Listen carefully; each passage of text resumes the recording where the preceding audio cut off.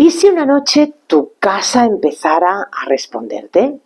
Imagina, por un momento, pues que estás en tu habitación, que estás solo, que estás sola, que todo está en silencio y de repente escuchas un golpe.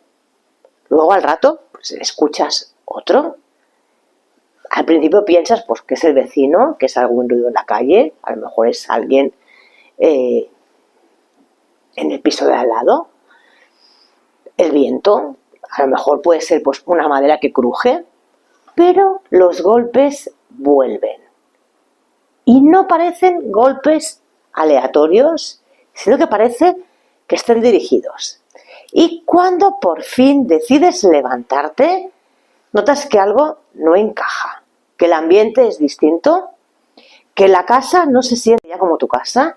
Y eso es exactamente lo que empezó a vivir una familia en 1977 en Enfield, al norte de Londres. Una madre que vivía sola con sus hijos, en una casa normal, en un barrio normal, y de pronto algo que rompe la normalidad por completo. Hoy vamos a entrar en ese caso, sin exagerar, sin adornar, pero sin quitarle el misterio. Yo soy Olga Rull y esto es EON Formación y hoy vamos a entrar en uno de los casos más famosos y más discutidos de la parapsicología moderna y es el caso Enfield en Inglaterra a finales de los años 70. Te aviso desde ya, aquí hay testigos, hay grabaciones, hay fotografías, hay investigadores y hay prensa. Y también, como no, hay trampas, hay sospechas, errores y una gran pregunta que nunca ha terminado de cerrarse. Así que no te voy a vender una verdad absoluta, sino que simplemente te voy a contar la historia completa con sus luces, con sus sombras, para que al final seas tú quien saque sus propias conclusiones. Si te gustan los misterios, si te gustan aquellas historias que te dejan pensando, quédate aquí hasta el final de este vídeo. Nos vamos a Enfield, al norte de Londres, una zona residencial con casas adosadas, una vida normal, pues un barrio obrero, un barrio trabajador. Estamos en el año 1977, pues que es un momento social complejo en el Reino Unido, donde hay crisis, donde hay tensiones, donde hay noticias complicadas, noticias duras y una prensa que vive de titulares muy potentes. Y en ese escenario está la familia Hodgson. La madre, Peggy Hodgson, que es madre soltera, vive con sus 4 hijos, 2 niñas y 2 niños. Y en el centro de esta historia, pues tenemos a 2 hermanas, a Margaret, que tiene unos 13 años, y a Janet, que tiene alrededor de unos 11. Janet se convierte en el epicentro de casi todo lo que se cuenta después. Y ahora, imagina esto, pues tú eres madre soltera, estás cansada, es tarde y tus hijos te llaman porque dicen que hay algo que está moviendo sus camas. Según los relatos de la época, todo empieza con algo que parece pues una tontería, unos niños que se quejan a su madre de que sus camas se están moviendo, de que sus camas se desplazan. La madre Peggy, pues como haría cualquier madre en esa situación, piensa que los niños están jugando, que están exagerando, que no pasa nada, que se han puesto nerviosos y ya está. Pero esa noche hay algo en el ambiente que cambia. No es aquello de ¡ay! Que he escuchado un ruido, sino que estamos hablando de golpes fuertes, de muebles que se mueven y de una sensación de que allí realmente hay algo. Y ocurre uno de esos momentos que para mucha gente marca el inicio de una pesadilla. Así que Peggy decide llamar a la policía. Y aquí viene un punto importante y es que en algunos relatos del caso se menciona que un agente de la policía habría visto algo moverse en esa casa, algo que se desplazaba de forma extraña dentro de ella. Y claro, pues cuando en una historia incluimos a la policía, pues todo gana mucho más peso dentro del imaginario colectivo, ¿no? Pero cuidado, atención, que el que un testigo sea policía no significa automáticamente que sea una prueba definitiva de la veracidad de lo que se está explicando. Simplemente significa que hay un testigo más con su percepción, con su memoria y con la interpretación que da esta persona de los hechos. Aún así, esta visita alimenta el misterio, porque a partir de ahí es cuando este caso explota.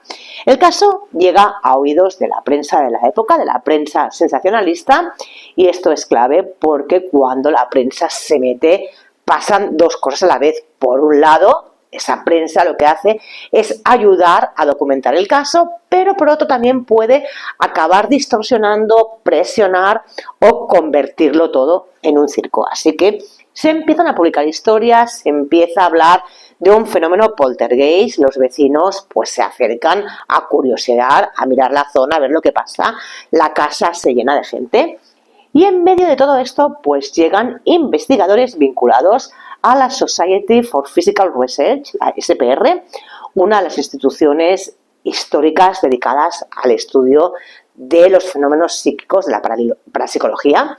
Los nombres más asociados a este caso son Maurice Grosse y Guy Leon Playfair. Ellos son quienes pasan más tiempo en esa casa, quienes pasan más tiempo allí y quienes generan gran parte del material de este caso, ya sean notas, relatos y, muy importante también, grabaciones de lo que pasa en esa casa. Y a partir de aquí empieza la fase que hace más famoso a este caso Enfield. En las narraciones del caso se repiten ciertos patrones típicos de poltergeist, golpes en las paredes, golpes en los suelos, como si alguien estuviera llamando desde dentro, objetos que cambian de un sitio a otro, objetos que se mueven, que caen, muebles que se desplazan, cosas pequeñas, pues como piezas que salen disparadas, y una sensación de actividad centrada sobre todo en las niñas, especialmente en Janet. Y aquí hay un detalle psicológico muy interesante, y es que cuando un fenómeno parece responder a alguien en concreto, la mente humana entra en modo de alerta total. Si golpeas tú y golpea algo después, si preguntas tú y al cabo de un rato hay un ruido como respuesta, pues es como si la casa dejara de ser una casa y se convirtiera en un interlocutor, en alguien que te está respondiendo, y esto cuando pasa pues en el seno de una familia, como es este caso, pues acaba siendo devastador. ¿Vale? Janet, esta niña, no era solo un testigo, sino que Janet pasa a ser, según los relatos oficiales, pues una especie de canal de todo aquello que ocurre allí. Hay episodios en los que se describe que esta niña, que Janet, entra en estados raros, como si estuviera en trance o como si estuviera en un estado de agotamiento extremo. Se describe que tiene comportamientos extraños y sobre todo aparece el elemento más impactante en este caso, que son las voces. Se habla de que hay una voz grave, una voz áspera como gutural que sale de ella como si estuviera poseída.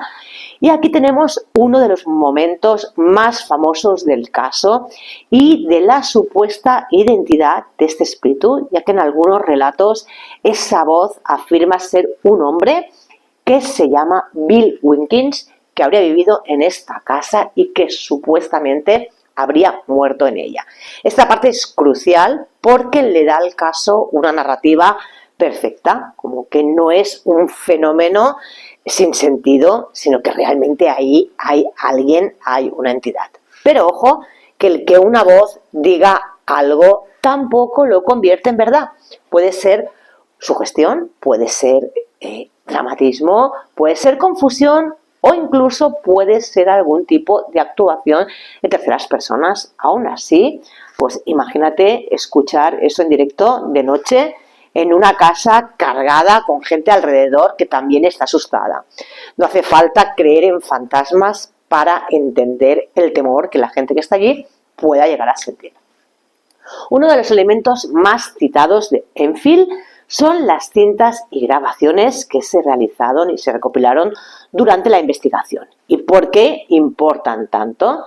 Pues porque las grabaciones justamente funcionan como restos. Cuando ya no está el momento, sí que nos queda este audio. Y este audio, para muchas personas que lo han escuchado, pues resulta inquietante porque se oyen golpes, se oyen voces, se oyen conversaciones, se oyen reacciones. Ahora, bien, también hay un problema que es evidente y es que una grabación de audio no te enseña qué estaba pasando fuera de este plano, fuera de este audio, aquello que nos estaba viendo, ¿no? ¿Había alguien manipulando algo? ¿Se veía la habitación completa?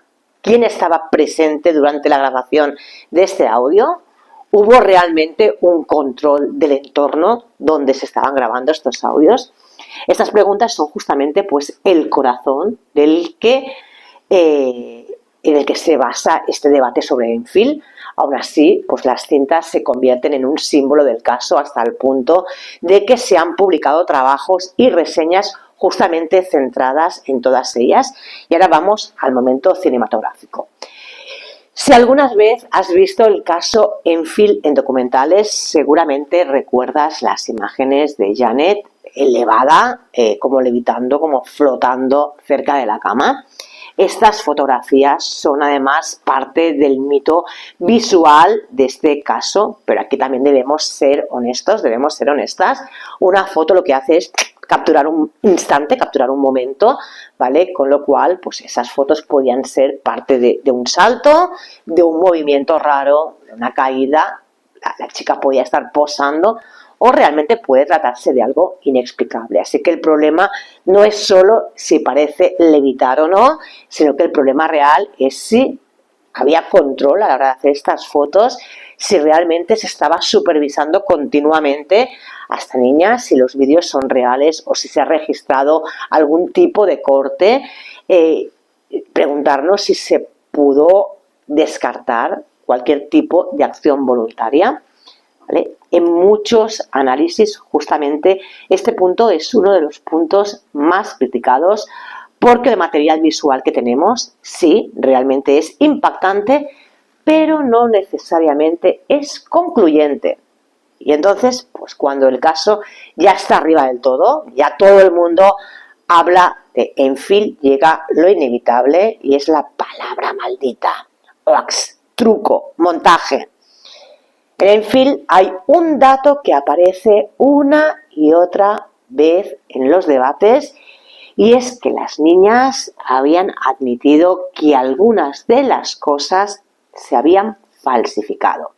Y aquí pasa algo que divide a la gente pues en dos bandos. Un bando que dice, sí, bueno, falsificaron algo, pero el que hayan falsificado algo no quiere decir que todo realmente sea falso, mientras que hay otro bando que dice todo lo contrario. Si han falsificado algo, todo es falso, nada es verdad.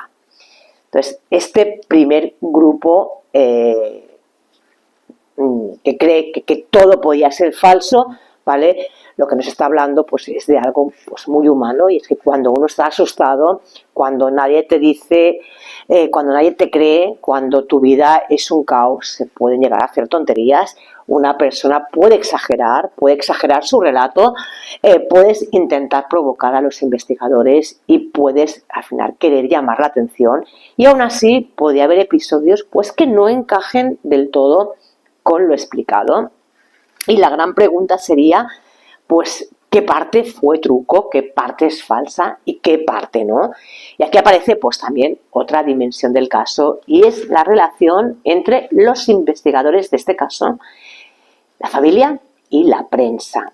Una de las críticas más habituales en el caso Enfield es justamente que la casa durante periodos estuvo demasiado expuesta tanto a los vecinos como a los periodistas, como a los curiosos, como a los investigadores que estaban entrando y saliendo continuamente de ella. Y cuando hay mucha gente, pues realmente hay mucho ruido. Cuando hay mucho ruido hay mucha confusión, y cuando hay confusión es mucho más fácil que ocurra cualquiera de estas cosas: interpretaciones que sean erróneas, recuerdos que se distorsionan, una sugestión colectiva o directamente bromas.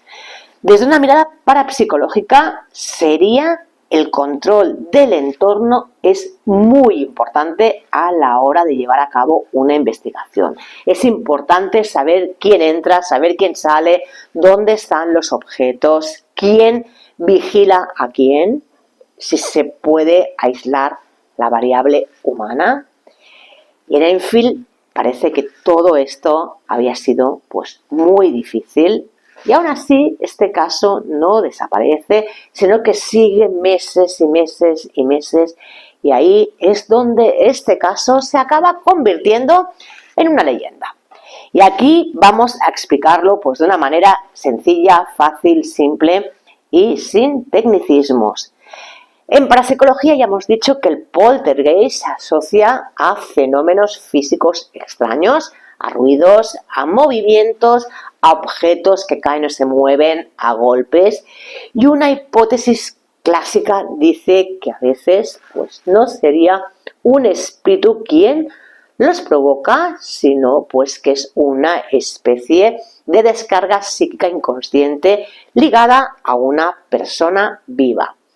A esto se le ha llamado de varias maneras. Una de las más conocidas en literatura es algo parecido a la psicoquinesis espontánea recurrente.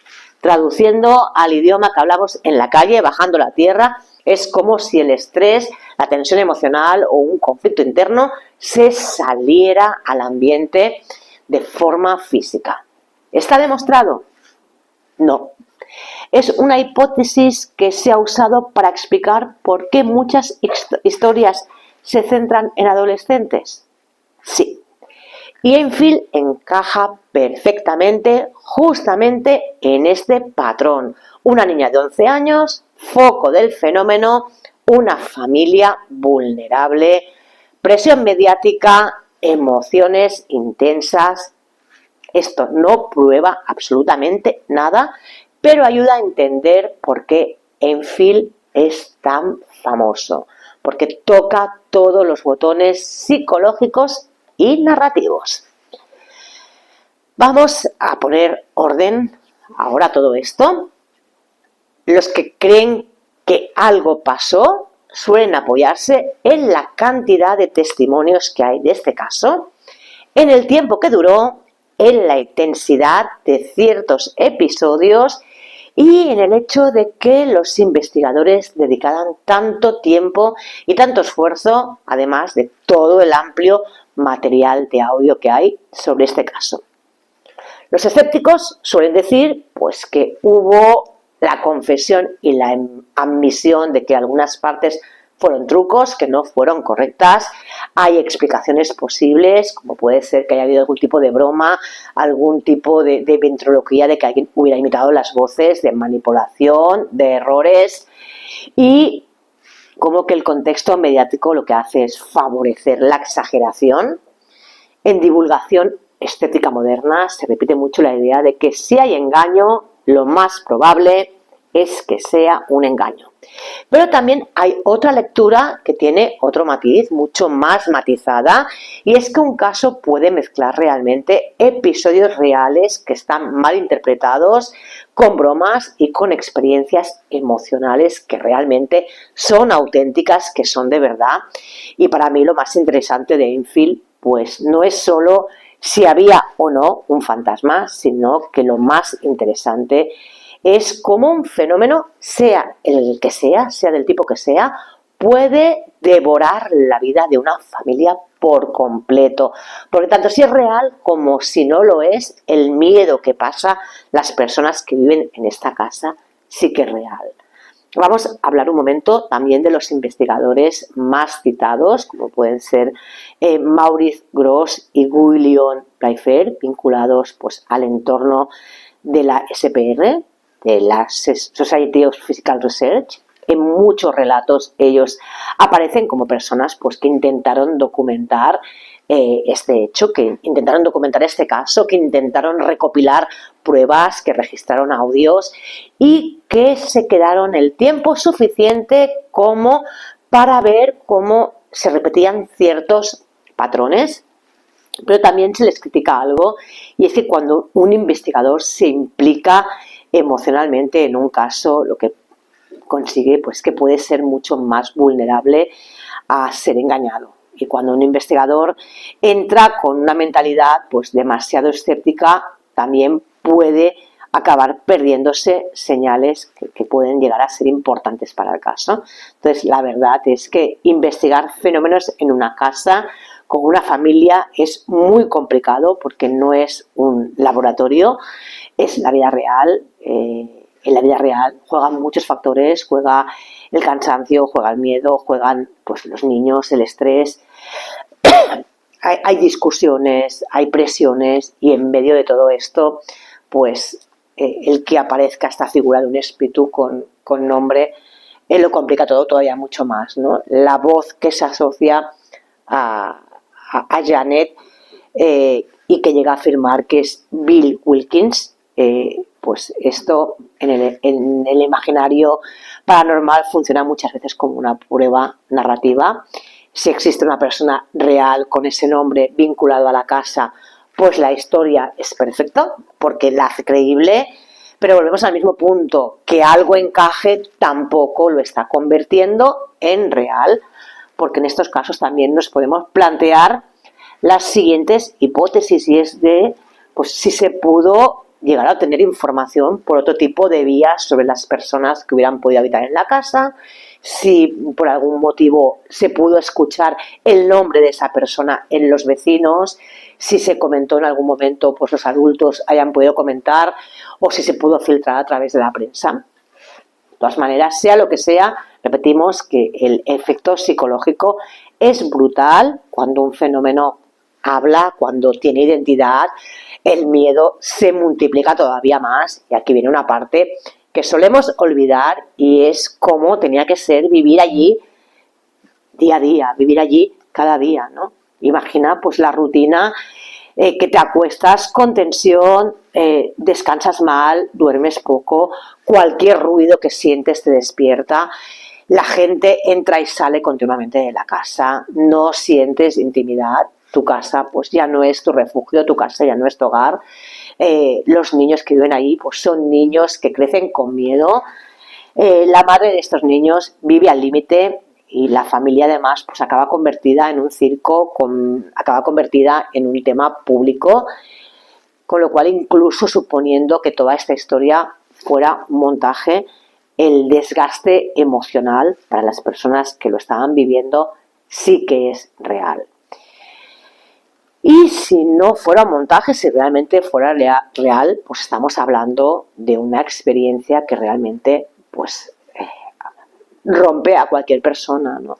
En casos así, creo que una pregunta que nos deberíamos hacer, que es una pregunta clave, es ¿qué ganaría la familia con todo esto? Si ganaría dinero, si gana fama, si gana atención mediática, o simplemente si lo que hace es perder el control.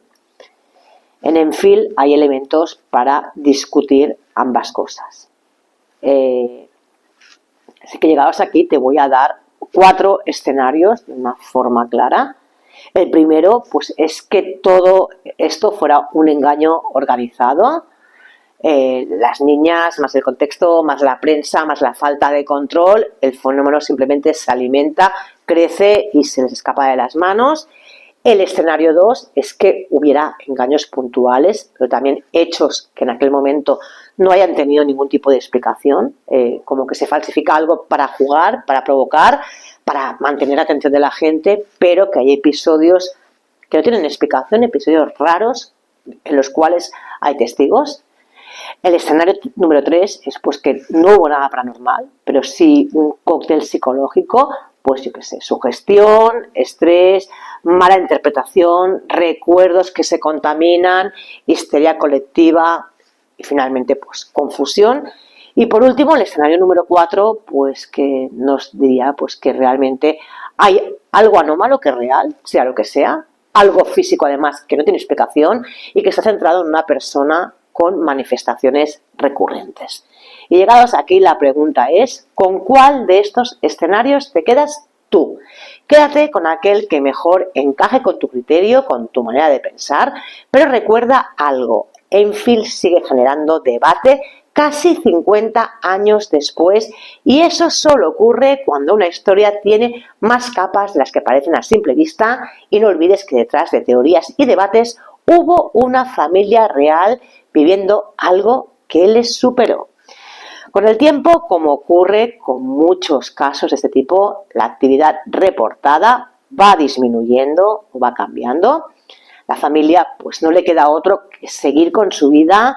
Los investigadores se acaban pues retirando del caso. La prensa llega a un momento que ya no tiene más titulares y no encuentra otro, con lo cual también abandona. Pero Enfield no muere. Enfield se convierte en un mito.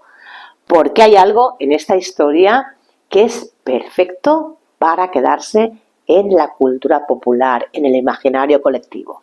Una niña como epicentro, una casa humilde, una entidad con nombre, fotos impactantes y audios inquietantes. Y la eterna pelea entre si fue real o si es un truco.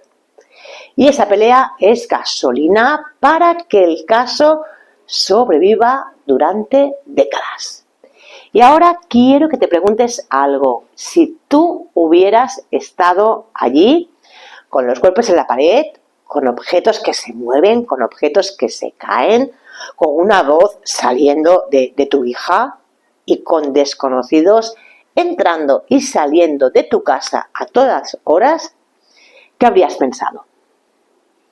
Enfield para mí es una lección doble. Por un lado, pues nos recuerda que el misterio existe, aunque a veces sea el misterio de la mente humana.